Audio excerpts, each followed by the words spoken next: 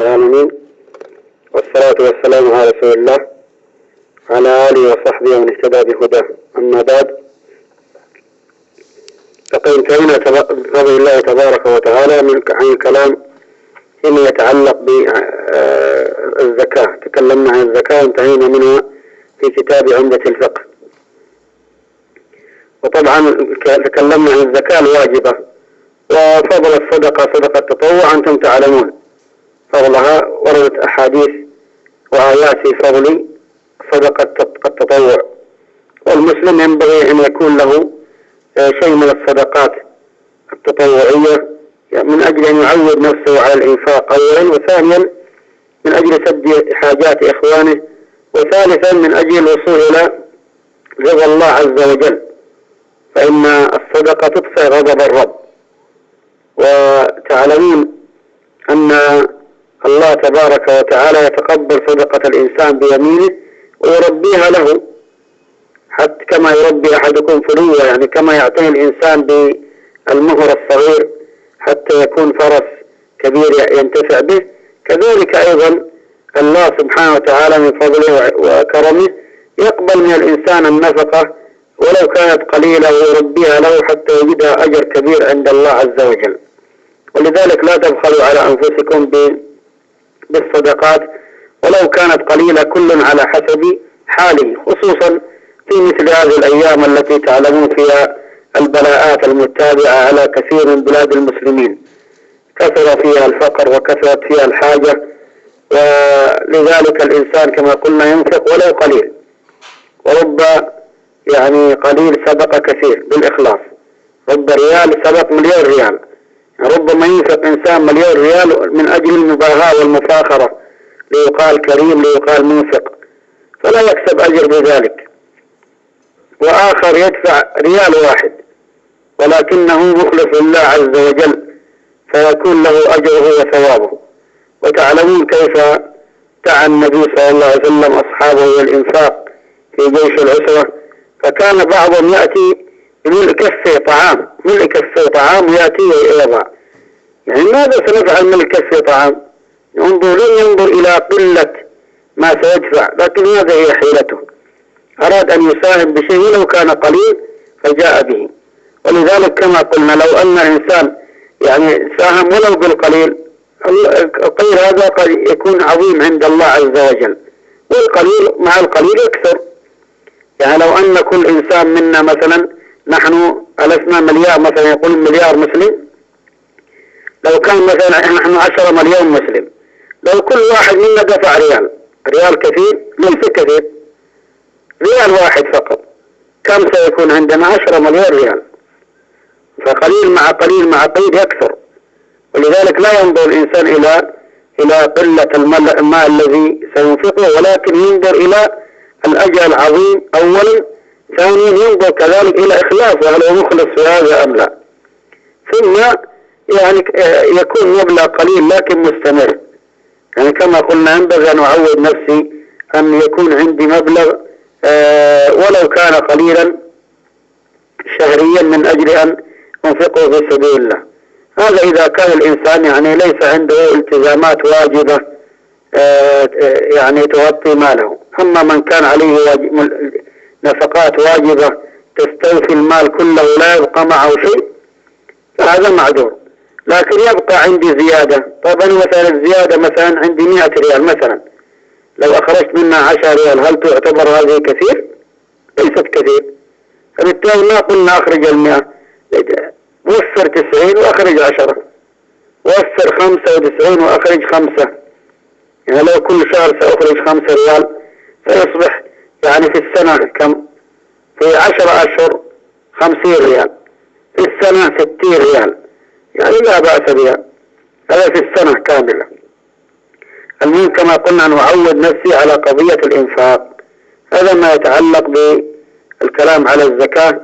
أما الركن الثالث من أركان الإسلام فهو الصيام، وكما بل هو الركن، نحن تكلمنا عن الصلاة والزكاة، وهو الركن الثالث الزكاة، والركن الرابع الصيام. طيب الآن كما أنه يوجد في الصدقة صدقة واجبة وصدقة تطوع، كذلك الصيام يوجد صيام واجب وصيام تطوع. يبدأ المؤلف بالكلام على الصيام الواجب، والسبب أن الصيام كما سمعتم فرضه الله عز وجل، فهو ركن من أركان الإسلام، ركن من أركان الإسلام، وقد رتب الله تبارك وتعالى على الصيام أجر عظيم، وفضائل الصيام والأجر والثواب الموجود فيه كثير جدا، وكل رمضان يسمع مثل هذه الأحاديث والآيات الدالة على فضل الصيام وعظيم الأجر الذي فيه. يقول المؤلف: ويجب صيام رمضان. طبعا الصيام كما تعلمون هو الإمساك، في اللغة معناه الإمساك، فإني نذرت الرحمن صوما فلن أكلم اليوم إنسيا، يعني هنا بمعنى الإمساك عن الكلام، ولذلك قالت فلن أكلم اليوم إنسيا، هذا معنى الصيام في اللغة. وأما الصيام في الشرع، الصيام شرعا فهو التعبد لله عز وجل، التعبد لله عز وجل بالإمساك عن جميع المفطرات من طلوع الفجر الثاني إلى غروب الشمس. ولما قلنا التعبد لله عز وجل فهذا معناه مشتمل بالنية، أو نقول هو الإمساك عن جميع المفطرات من طلوع الفجر الثاني إلى غروب الشمس بنية التعبد لله. مهم أن نكتب هذا بنية التعبد لله. لماذا؟ لأن الإنسان قد يمسك عن الطعام والشراب ولكن بقصد التخسيس والرشاقة، هذا لا يعد صائما شرعا، لكن بنية التعبد لله هذا يكون صائم شرعا.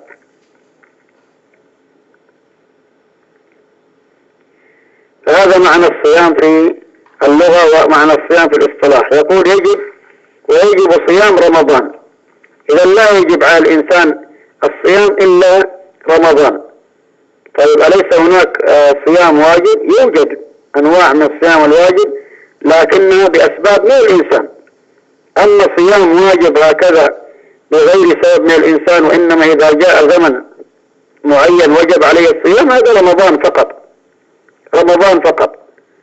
لكن قد يجب على الإنسان صيام بسبب من نفسه، يعني مثلا إنسان جامع في نهار رمضان، من ضمن الكفارة ما هو صيام شهرين متابعين، هذه بسبب من نفسه هو.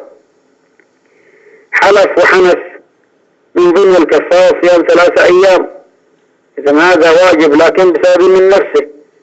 كذلك النذر بسبب من نفس الإنسان، أن يقول إذا أنا شفيت أو جاء غائبي نذر علي أصوم 3 أيام، هذا هو الذي أوجبه على نفسه.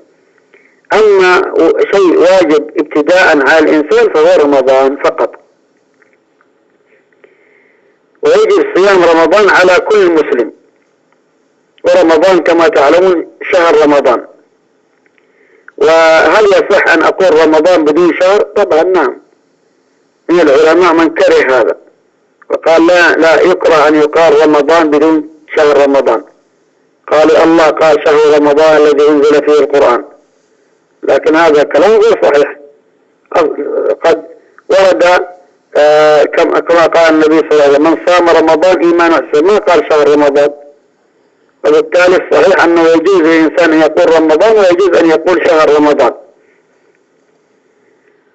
ورمضان طبعا شهر معروف عند الناس، يأتي بعد، هو بين شعبان وبين شوال، معروف عند المسلمين. إذا جاء هذا الشهر وجب على كل مسلم. إذا الكافر لا يجب عليه، لا يجوز منه الصيام، ولكنه يحاسب ويعاقب على ترك الصيام. لو قال طب أنا سأصوم، نقول ما يصح صومك حتى تسلم، اشترط الإسلام وبعد ذلك تصوم. وإذا لم يسلم فإنه يعاقب على تركه للصيام. فيجب الصيام على كل مسلم بالغ. إذا معنى ذلك أن الصغار ما يجب عليهم الصيام. طيب لماذا نأمرهم به؟ نأمرهم به من باب التمرين والتدريب، كما نأمرهم بالصلاة في حال وصولهم 7 سنوات، مع أنه لا يجب عليه الصلاة، ولكن من باب التمرين والتدريب. ولو صلى يكون له أجر، طبعا يكون له أجر، ولوالده الذي علمه والده الذي علمته أجر. فإذا الصيام إنما يجب على البالغ، وأما الصغير الذي لم يبلغ فإنه لا يجب عليه، ولكن من السن ولكن يفضل ويستحب للمسلم أن يأمر أطفاله بالصيام إذا بلغوا سن يتحملون فيه الصيام، وكل إنسان أدرى بابنه. يعني مثلا أنا أعرف مثلا أن ابني أصبح مع أنه في السنة الثالثة ابتدائي لكن يطيق الصيام ويستطيع عليه، إذن يصوم، خصوصا في الأيام الباردة والقصيرة يستطيع أن يصوم. لكن عندما يكون أيام حارة وطويلة وعندهم دراسة كذلك مثلا في رمضان فيصعب هذا على الصبي الصغير ابن 8 سنوات أو 9 سنوات الصيام. ففي هذه الحالة لا مانع أن ننتظر حتى يصل إلى 10 أو 11 حتى يستطيع، فنصوم يوم ونفطره يوم من باب التمرين حتى يتعود على الصيام ونشجعه على ذلك، ولكنه لا يجب عليه كما ذكرنا. الواجب هو الذي يأثم فيما إذا أفطر هو البالغ.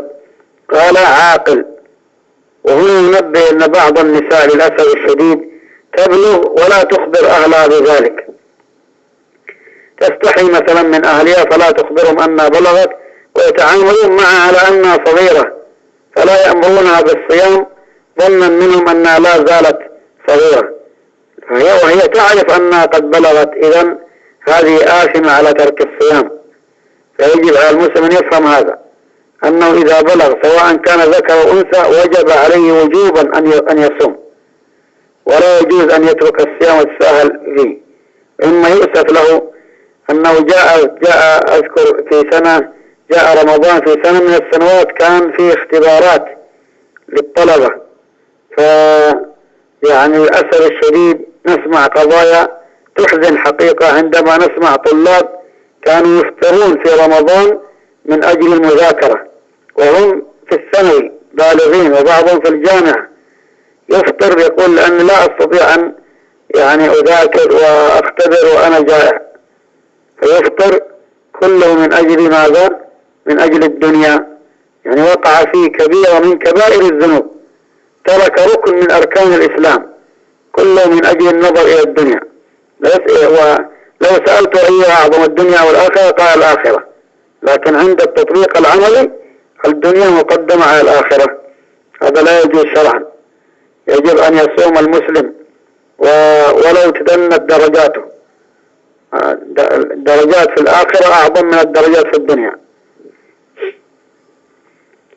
يقول بالغ عاقل، يعني إذا المجنون لا يجب عليه الصيام، المجنون لا يجب عليه الصيام لأنه مجنون فاقد العقل. قادر لا بد من القدرة، فإذا عدم الإنسان القدرة بسبب مرض أو كان يشق عليه الصيام بسبب السفر فإنه في هذه الحالة يرخص له في الفطر. أما إذا كان قادر على الصيام وهو في الحضر فلا يجوز له الفطر.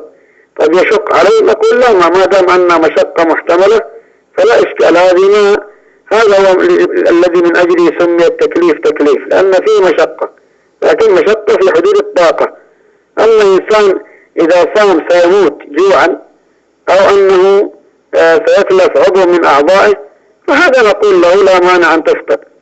يعني الآن بعض البلدان يطول فيها النهار طول شديد، يعني يكون عن بعض البلدان الآن أن النهار فيها يصل إلى 19 ساعة إلى 20 ساعة، والبعض يصل إلى 21 ساعة النهار. طيب يعني مثل هذه لا شك أن شاق جدا، يصوم إنسان 20 ساعة شاق. نقول هو في المقابل أنها بلد باردة، فمقابل طول النهار أنها فيها برودة تجعل الإنسان يتحمل أكثر. طيب هل يجب عليه يصوم؟ طبعا يجب عليه أن يصوم ما دام أنه يوجد نهار وليل خلال 24 ساعة، فيجب أن يصوم ولو كان الليل ساعة والنهار 23 ساعة. يجب عليه أن يصوم. طيب يشق عليه ذلك إذا كان والله يصوم، فإذا وصل لدرجة أنه قد يموت أو يتلف عضو من أعضائه نقول أفطر، أنت الآن يرخص لك في الفطر. أما طيب متى يقضي بعد ذلك في الأيام المعتادة، لكن أن يترك الصيام هذا لا يجوز شرعا. قال قادر على الصوم، كما ذكرنا أن من قدر على الصوم وجب عليه إن كان بالغ مسلم عاقل وهو قادر على الصوم وجب عليه أن يصوم. يقول ويؤمر به الصبي إذا أطاقه، يعني يؤمر الصبي من باب التعويد والتدريب على الصيام إذا تحمله كما ذكرنا. ويجب بأحد 3 أشياء، يعني الصيام يجب صيام رمضان بأمور 3، ما هي؟ كمال شعبان. إيش هذا اسم واحد اسمه كمال شعبان؟ لا طبعا مفهوم. كمال شعبان يعني تمام شعبان، هذا اسم أيضا؟ لا طبعا، يعني شعبان إما 30 يوم أو 29 يوم. فالأشهر العربية هكذا، الأشهر العربية ما تزيد على 30 ولا تنقص عن 29. وبالتالي الآن مثل هذا الإنسان إذا جاء شعبان الآن ولم نرى الهلال، يعني إذا رأينا هلال رمضان وجب أن نصوم، لكن ما رأينا الهلال، في هذه الحالة وجب أن نكمل شعبان 30 يوم وبعدها رمضان. يعني الآن نحن نتحرى الرؤية في ليلة 30 من شعبان، يعني يوم 29 نتحرى الرؤية، فإذا رأينا الهلال يصبح شعبان 29 يوم وغدا يكون رمضان، وإذا لم نرى الهلال يصبح شعبان 30 يوم. يمكن يكون هناك غيوم، يمكن يكون هناك غبار يمنعنا، جراد كثير يمنعنا من الرؤية، ما تمكننا من الرؤية بسبب وجود يعني أسباب وطقس يمنع ويحجب الرؤية. في هذه الحالة يكمل الإنسان شعبان 30 يوم، هذا الذي أمرنا به الشارع. فإذا يجب صيام رمضان إذا اكتمل شعبان 30 يوم وجب أن نصوم، لأنه لا يمكن أن يكون الشهر أكثر من 30. قال الثاني رؤية هلال رمضان، إذا رأينا الهلال. متى يرى الهلال؟ في يوم 29 ليلة 30 من شعبان يتراءى الناس الهلال، فإن رأوه ففي هذه الحالة يكون اليوم الذي بعده رمضان، وإن لم يروه يكون اليوم الذي بعده من شعبان. قال ووجود ورؤية هلال رمضان ووجود غيم أو قتر ليلة 30 يحول دونه. طيب هذه إيش ووجود غيم أو قتر ليلة 30 يحول دونه؟ يعني إذا المؤلف يرى أنه يشرع يجب صيام رمضان إذا كان هناك يوم شك. فما هو يوم الشك؟ يوم الشك هو اليوم الذي كان فيه غيوم منعت من الرؤيا فما رأينا الهلال، يصبح اليوم الذي بعده من شعبان حكما، ولكنه يشك أن يكون من رمضان. ولذلك المؤلف يقول يجب أن يصام من باب طبعا الاحتياط لرمضان، من باب الاحتياط لرمضان، ولكن جمهور العلماء على تحريم صيام هذا اليوم الذي هو يوم الشك، لا يجوز. المؤلف يقول يجب أن يصومه، والصحيح أنه حرام لا يجوز أن يصوم يوم الشك، لقول عمار بن ياسر رضي الله تبارك وتعالى عنه وعن أبيه، يقول النبي صلى الله عليه وسلم يقول عمار من صام اليوم الذي يشك فيه فقد عصى أبا القاسم صلى الله عليه وسلم. إذن هذه الكلمة فقد عصى أبا القاسم معنى ذلك أن صيام يوم الشك حرام لا يجوز. طيب إيش يوم الشك؟ قلنا يوم الشك يكون هو ليلة 30 من شعبان إذا كان هناك شيء يحجب الرؤيا من غبار أو غيوم أو نحو ذلك، هذا هو يوم الشك. أما إذا كان السماء صحو ليس فيها غبار ولا قتر ولا نحو ولا غيوم فهذا لا يعتبر يوم شك، ما رأينا الهلال إذا ما يعتبر يوم شك. يوم الشك عند وجود ما يحول بيننا وبين رؤية الهلال هذا يكون يوم شك. والصحيح أن يوم الشك لا يجوز صيامه خلافا لما ذكر المؤلف كما ذكرنا. يقول وإذا رأى الهلال وحده صام. يعني الآن هذه مسألة يتكلم فيها الفقهاء. لو أن أناس خرجوا يتحرون الهلال، واحد منهم رأى الهلال والبقية لم يروا، واحد فقط رأى الهلال، طيب ذهب يشهد ما قبل الحاكم شهادته، الحاكم لم يقبل شهادته، طيب ماذا نفعل الآن؟ هل يصوم وهو متأكد أن رأى الهلال أو يفطر لأن أهل بلده؟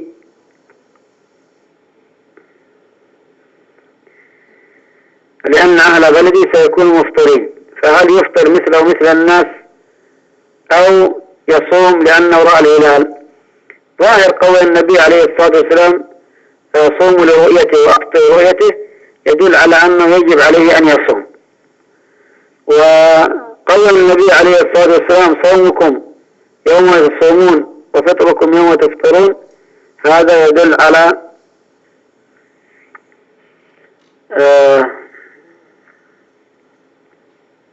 على أن الواجب هو متابعة الناس، فالصوم يوم يصوم الناس والفطر يوم يفطر الناس. فمن العلماء من عمل بهذا الحديث وقال بأنه لا يصوم وحده، ولو رأى الهلال وحده لا يصوم، ولكن هذا القول غير صحيح. الصحيح هو أنه يصوم، إذا رأى الهلال وحده فإنه يصوم، لأن الخطاب الآن أصبح له، أولئك يعذرون لكونهم ما تبين لهم دخول الشهر، أما هو الآن يتأكد من دخول الشهر، وبالتالي وجب عليه الصيام. ويقول وإذا رأى الهلال وحده صام، هذا الصحيح. فإن كان عدلا صام الناس بقوله، يعني إذا كان عدل وجب على الإمام أن يقبل قوله وأن يأمر الناس بالصيام.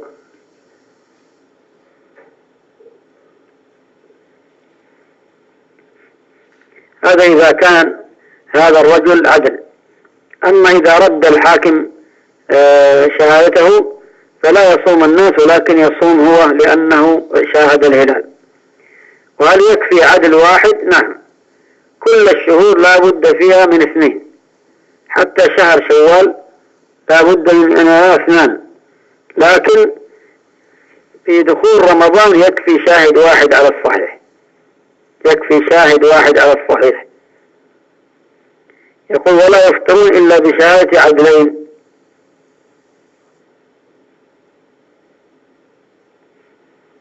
يقول ولا يفطرون إلا بشهادة عدلين، يعني إذن يدل هذا على أن دخول شهر شوال إنما يكون بماذا؟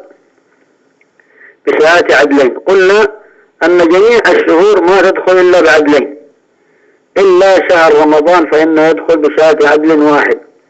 يقول ولا يفطر إذا رآه وحده، يعني إذا اختلف كلام المؤلف هنا. هناك قال ماذا قال وإذا رأى وحده صام، لكن يقول ولا يفطر إذا رآه وحده. طب لماذا لا يفطر؟ ونفس الحديث من رأى إذا رأيت صوموا لرؤيته وافطروا لرؤيته، فلماذا لا يفطر؟ قال لأنه متعلق يعني هناك صلاة عيد ومرتبطة بالجماعة فيفطر مع الناس. نقول أبدا، يجوز له إذا كان متأكد أنه رأى الهلال فإنه لا يجوز له الصيام، لأن هذا اليوم هو يوم العيد. لكن ماذا يفعل؟ طيب الناس ما قبلوا شهادته، نقول لا إشكال، أنت أفطر هذا اليوم وغدا تخرج مع الناس لتصلي العيد. لماذا؟ لأن صلاة العيد لا بد فيها من الجماعة وأنت معذور بهذا. فهذه إذن هذا هو الصحيح، وبهذا عملنا بالدليل في الجهتين. يعني إما أن نقول بأنه لا يفطر إذا رأى إما أن نقول إذا رأى الهلال فإنه لا يصوم حتى يصوم الناس، وإذا رأى هلال شوال فإنه لا يفطر حتى يفطر الناس. إما أن نقول بهذا أو نقول بالقول الثاني أنه يصوم إذا رأى هلال رمضان لوحده، وأنه يفطر إذا رأى هلال شوال لوحده. إما هذا أو هذا. أما أن نقول في دخول رمضان يصوم وفي دخول شوال لا يفطر، هذا ليس صحيح. الصواب أنه يجب عليه أن يصوم إذا كان متيقن أنه مجرد شك فلا يلتفت إليه، لكن إذا كان متيقن أنه رأى الهلال ففي هذه الحالة يصوم رمضان ولو ردت شهادته ولم تقبل، وكذلك الحال في شوال. قال وإذا صاموا بشهادة 32 يوما أفطروا، يعني إذا كان دخل شهر رمضان بشهادة 2 وصلنا إلى 30 يوم، ففي هذه الحالة نفطر، لأن الشهر لا يزيد على 30 كما ذكرنا. وإن كان بغيم أو قول واحد لم يفطروا إلا أن يروه أو يكملوا العدة. يعني إذا كان نحن ما رأينا هلال رمضان فلذلك أكملنا عدة شعبان 30 يوما، في هذه الحالة إذا صمنا بسبب كما ذكرنا وجود غيم فصمنا شعبان 30 يوم، ثم بعد 30 صمنا رمضان، أو الشاهد كان واحد فقط يقول لم يفطروا إلا أن يروا أو يكملوا العدة. يعني إذا رأينا هلال رمضان هلال شوال أفطرنا، إذا رأينا هلال شوال أفطرنا، لأننا علمنا أن شوال رمضان قد انتهى.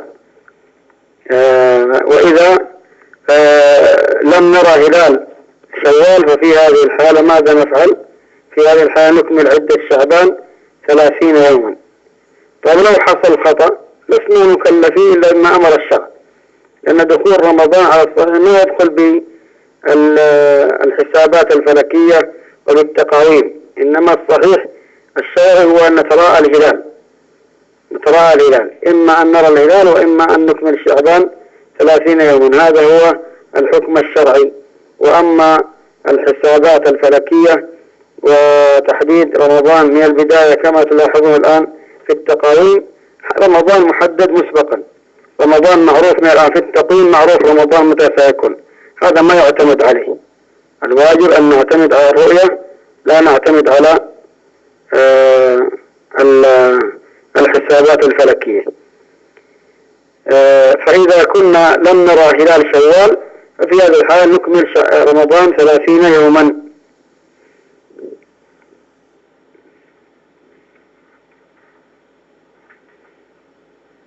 يقول وإذا اشتبهت الأشهر على الأسير تحرى وصام.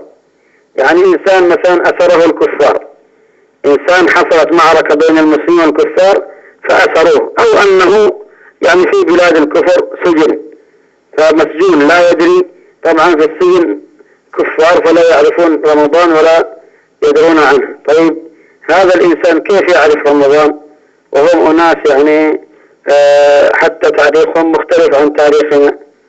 طيب ماذا يفعل الآن؟ يتحرى. كيف يتحرى؟ يعني يجتهد مثلا متى دخل السجن وكم جلس فيه ويحسب ويجتهد ويصوم. طيب يعني يصوم كم؟ يصوم 30 يوم. طيب إذا عرف بعد ذلك ينظر، إذا كان اتضح له أنه فعلا ما شاء الله وافق رمضان من أوله إلى آخره فالحمد لله. طيب إذا اتضح أنه صام من شعبان 10 أيام ومن رمضان 20 يوم، يعني ما كان تحري دقيق، نقول له إذن اقبل 10 الأيام التي صمتها من شعبان، يقضيها بعد ذلك. طيب لو كان العكس الذي حصل، صام مثلا 10 أيام من شعبان من رمضان وصام 20 يوم من شوال. الآن السؤال لكم، انتبهوا لهذه المسألة. الآن إنسان مأسور أو مسجون في بلاد الكفار وتحرى واجتهد فصام ثم اتضح له اكتشف أنه صام 10 أيام من رمضان وصام 20 يوم من شوال، فما الحكم الآن؟ ماذا نقول له؟ هل صيامه صحيح أم لا؟ طبعا نحن في المسألة الأولى قلنا الآن لو صام 10 أيام من شوال قلنا يقضي هذه الأيام من شعبان. لو صام 10 أيام من شعبان و20 يوم من رمضان، 20 يوم صحيحة وال10 الأيام يقضيها. فماذا نقول في المسألة الثانية؟ أريد الجواب منكم.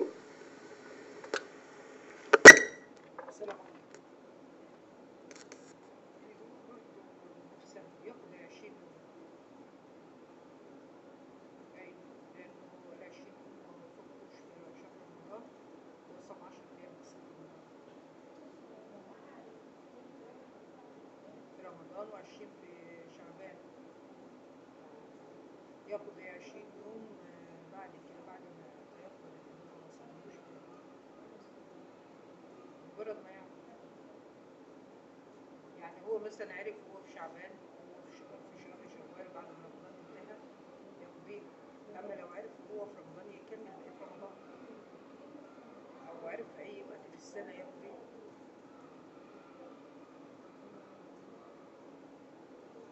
في خلاف؟ في خلاف؟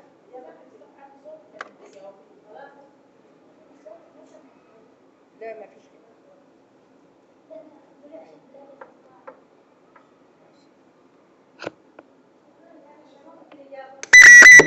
إذن كلكم أخطأتم، ما دام كلكم موافقين على كلام أختكم فكلكم أخطأتم. الآن هو صام 10 أيام في رمضان وصام 20 يوم في شوال، إذن معناه أن صيامه في شوال الآن صحيح لأنه كأنه قضاء فلا إشكال، إلا يوم العيد فقط، لأن يوم العيد حرام صيامه، فبالتالي يقضي يوم واحد فقط وهو يوم العيد، يقضي يوم واحد فقط وهو يوم العيد، وأما بقية الصيام صحيح لأنه قضاء، ما دام صامه في شوال كأنه قضاء. فهمتم الفرق؟ إذا صام قبل رمضان ما كان في رمضان صحيح، وما كان قبل رمضان يقضيه. أما إذا كان صام آخر رمضان وشيء من شوال فنقول يقضي يوم واحد الذي يوم العيد، لأن يوم العيد لا يجوز صيامه. أظن بهذا فهمتم المسألة. طيب هذا بالنسبة للأسير. إذا ذكرنا 3 احتمالات الآن للأسير. الأسير الذي تحرى إما أن يصيب رمضان ويصوم، وفي هذه الحالة يكون صيامه صحيح ولا إشكال، وإما أن يصوم أيام من شوال، يصوم أيام من أول رمضان وأيام من شعبان فيقضي هذه بعد انتهاء رمضان، يقضي هذه الأيام التي صامها في شعبان، وإما أن يصوم من آخر رمضان ويصوم شيء من شوال فنقول يقضي يوم واحد فقط، لأن يوم العيد لا يجوز صيامه، ويوم العيد هو أول يوم من رمضان. قال المؤلف فإن وافق الشهر أو ما بعده أجزأه. لاحظوا كلمة أو ما بعده، إن وافق الشهر خلاص هذا صام، أو ما بعده لأنه قضى أجزأه، وإن وافق قبله لم يجزي، يعني يجب عليه أن يقضي. فهمتم؟ وهنا لابد أن ننبه كما قلنا أو ما بعده على أنه يجب عليه أن يقضي يوم العيد كما ذكرنا هذا. بهذا نكون بفضل الله عز وجل انتهينا عن المقدمة التي تكلم عنها المؤلف هنا الآن، ويريد أن يتكلم بعد ذلك عن من يبيح الشرع لهم الفطر في رمضان. يعني ليس كل إنسان، لا يجب كما قلنا الصيام على كل مسلم. كل مسلم بالغ عاقل هل يجب عليه الصيام؟ الجواب لا. هناك مسلم بالغ عاقل ولكنه مريض، هناك مسلم بالغ عاقل ولكنه مسافر، هناك مسلم بالغ عاقل لكن فيه مانع يمنع من الصيام، مثل ماذا؟ مثل حيض المرأة فلا يجب أن تصوم وهي حائض. فمثلا هناك موانع أو هناك أسباب تجعل الإنسان غير قادر على الصيام، ولذلك من رحمة الله عز وجل أنه راعى أحوال الناس، يعني لن يجب على الناس أن يصوموا على أي حال وفي كل وقت وعلى أي وقت شيء هم فيه، لا، وإنما من فضل الله عز وجل أنه رحم الناس، ويعني المشقة تجلب التيسير.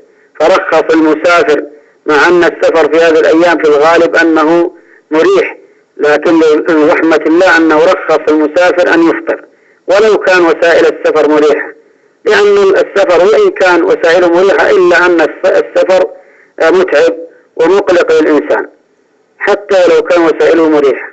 فبالتالي من رحمة الله أنه خفف على الناس وأجاز لهم الفطر. فمن أفطر في رمضان بسبب عذر شرعي، المهم أن يكون عذر شرعي، لكن يعني مثلا إنسان يصوم في رمضان ثم جاء في يوم من أيام رمضان قال والله أنا تعبت أو مللت من الصيام أريد أن أغير، فهذا لا يجوز شرعا. أو يفطر من أجل كما قلنا اختبارات يريد أن يذاكر، هذا لا يجوز شرعا.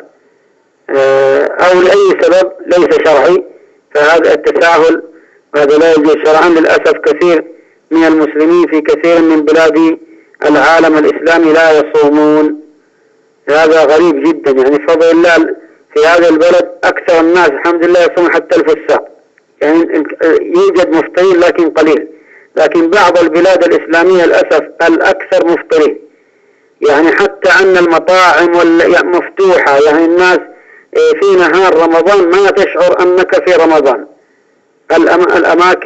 أماكن الطعام والشراب مفتوحة ويدخل الناس من المسلمين يأكلون دون أي نكير، لكن هنا لله الحمد لله نلاحظ المطاعم مغلقة وما يبدأ الناس يفتحون هذا إلا بعد العصر استعدادا للإفطار، فهذا من فضل الله عز وجل. إذا نحن لا نريد أن نبدأ في هذا الدرس، سنكمل إن شاء الله نبدأ فيه في اللقاء القادم. نسأل الله الجميع التوفيق والسداد، وصلى الله وسلم على محمد وعلى آله وصحبه، وجزاكم الله خيرا، بارك فيكم، والسلام عليكم ورحمة الله وبركاته.